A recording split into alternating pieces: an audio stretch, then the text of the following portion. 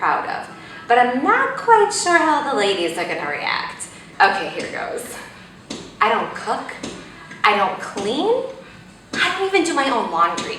I've hired help for some of it, but otherwise, my husband does it. He even makes my green juice. He's a green juice making champion. It's fabulous, of course. I hope that part's obvious. But there's a problem. Other women tend to think, oh, you're so lucky, you found the perfect guy. And yeah, I mean, he's pretty amazing, but even the perfect guy doesn't necessarily come out as a green juice making champion from the get-go.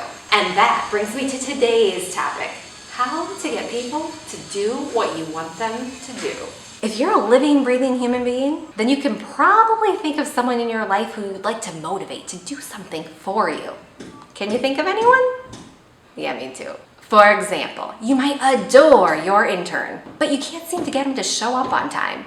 Or maybe you hired a VA friend who can't seem to filter your messages right and you keep getting strange messages from your clients. Or it could be that you need your daughter to get her dirty dishes out of her room, or your roommate to pick up the shoe collection from the front hall. It doesn't matter if the problem is personal or professional. The same tactics can be used to get people to do what you want them to do. Here are the 5 steps. Number 1, stop thinking about what you want. That's right, if you want people to start doing what you want them to do, you have to forget about what you want. Let me explain. People are much more consumed with their problems than they are yours. It doesn't matter how much they love you, it's just natural. So if you want to motivate someone to do what you want them to do, you have to forget about yourself and instead think, what does this person want more than anything in the world? And then, once you have an answer for that question, you need to make sure that when you go to the person for the change at hand that you want to make happen, you keep that in mind and you show them how the change will help them get what they want too. Obviously, there has to be a genuine connection between what they want and what you want, but I promise you can likely find one. Number 2, meet them where they are. If you're having trouble getting your team members or family members to do what you want them to do, it might not be because they don't want to help you. It might just be because they don't know how to help you. So it's time to go a step further with the empathy thing. Sometimes lack of motivation comes from a lack of know-how. You see, there's this thing called the curse of knowledge that makes it difficult to know what it's like not to do something after we've learned it.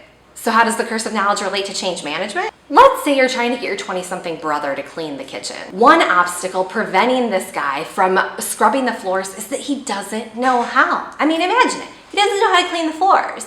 If you've been doing this for a while, it's hard to even comprehend this. I mean, come on, it's not that hard. You just grab the Swiffer and go to town. But does brother know where the Swiffer is? Does he know that it needs a pad on the bottom? Does he know he needs to sweep the floor before he mops it? The point is, you need to break down what you want in small pieces from beginning to end to really bring the change to life. Your VA might be screwing up your email because she doesn't understand your labeling system and it's driving her crazy or totally freaks her out. So break it down, sister. Meet the person where they're at right now. Step number 3, make it their idea. No one wants to be scolded or told what to do, right? Especially not your hubby. We all like to feel like we're in control of our own lives. So the next step towards change is to co-create the solution. So the other person feels like it was their idea, because it is. You are gonna set it up that way. Here are some questions you may ask the person who you're trying to get to change with you. What do you think a good solution to this would be? Where do you get frustrated in this process? How can I help with that? What options do you think we have? Which one do you like best? Step 4, implement.